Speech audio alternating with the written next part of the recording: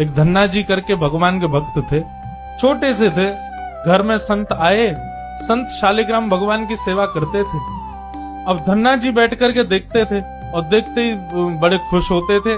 कभी दही से स्नान, दूध से स्नान, पंचामृत से स्नान, जल से स्नान, इत्रादि लगा के, तिलक लगा के उनकी आरती पूजा, तुलसी अर्पण, ये सब देख करके धन्ना जी को बड़ा आनंद आता था। अब भले ही खेल के रूप में सही, धन्ना जी को बड़ा मन लगता था उससे। कुछ दिन बाद संत जाने लगे तो धन्ना जी रोने लगे, बोले कि आप तो चले जाओ लेकिन अपने ठाकुर जी मुझको दे जाओ, उनकी सेवा मैं करूंगा। अब तो इतना रोए, इतना रोए, इतना रोए धन्ना जी की संत का निकलना मुश्किल हो गया। तो संत ने क्या किया, रात्रि में धन्ना जी सोए, बाहर से काला काला एक पत्थर ले आए और उस पर इत्रादि लगा के, उसको तिलक विलक लगा के, उसको सिंहासन पर बैठा दिया और अपने ठाकुर जी को नीचे बैठा दिया। धन्ना जी सुबह बोले, संत जी आप मत जाओ, छोटे बालक। संत बोले, अच्छा देखो, अंदर आओ मंदिर में।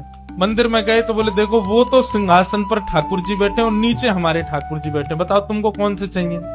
धन्ना जी बोले, मैं तो सिंहासन वाले लूंगा, बड़े वाले ठाकुर जी मेरे। बोले ठीक है, तो उनकी सेवा करो, अब हमको जाने दो। अपने शालिग्राम जी को लेकर के संत चले गए। अब धन्ना जी उस पत्थर की सेवा करते हैं, असली शालिग्राम तो संत अपने संग ले गए, लेकिन धन्ना जी इतने भाव से सेवा करते थे।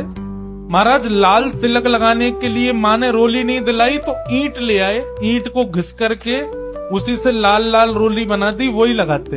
भोग धराने के लिए फल तोड़ लाते। मतलब सेवा की व्यवस्था नहीं होती थी तो धन्ना जी कैसे ना कैसे करके करते थे। छोटे से बालक हैं, खेल खेल में सेवा करते थे।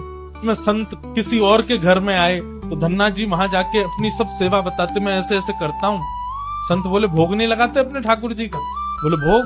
बोले तुमको भूख लगती है? बोले हाँ, ऐसे ठाकुर जी को भी भोग लगाना चाहिए ना। छोटे बालक को ऐसे ही समझा दिया।